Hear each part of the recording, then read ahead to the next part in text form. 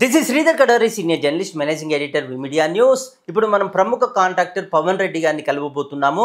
వాళ్ళ నాన్న ఒక ఉపాధ్యాయుడిగా ఆ ప్రాంతాన్ని ఎలా డెవలప్ చేశాడు, ఎలాంటి స్ఫూర్తి నింపాడు కాంట్రాక్టర్ పవన్ రెడ్డి గారు ఉన్నారు. ఆయన మాటల్లో విందాం.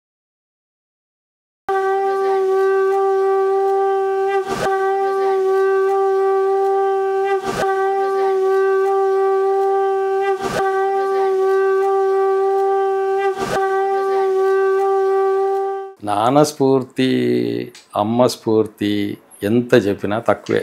వాళ్ళు మా ఫ్యామిలీలో లీజెండ్స్.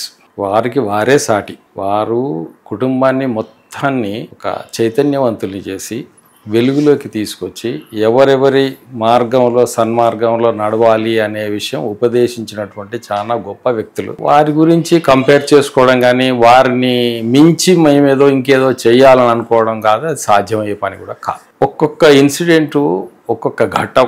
మా అమ్మగారు అవిటి మనిషిని తన ఇంటికి తీసుకొచ్చి ఎవరు దిక్కు లేకపోతే పొరుడు పోసి ఎంతో డెవలప్ చేసినటువంటి, దౌత్రత్వం కలటువంటి, దయాగుణం కలటువంటి గొప్ప మనిషి.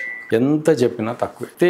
వాళ్ళు చెప్పిన ఒక ఐడియాస్ కానీ, అడ్వైజర్స్ కానీ, సూచనలు కానీ ఏవి కూడా చాలా అమూల్యమైనట్టు. నాన్న కానీ అమ్మ కానీ, నాన్నకు బ్యాక్గ్రౌండ్ అమ్మ చాలా విద్యావంతురాలు, చాలా బాగా చదువుకున్న ఆమె. అప్పుడు I think 40s or 50s ఆమె ఇక్కడ మాడపాటి హనుమంతరావు స్కూల్లో చదువుకున్నటువంటి ఆవిడ.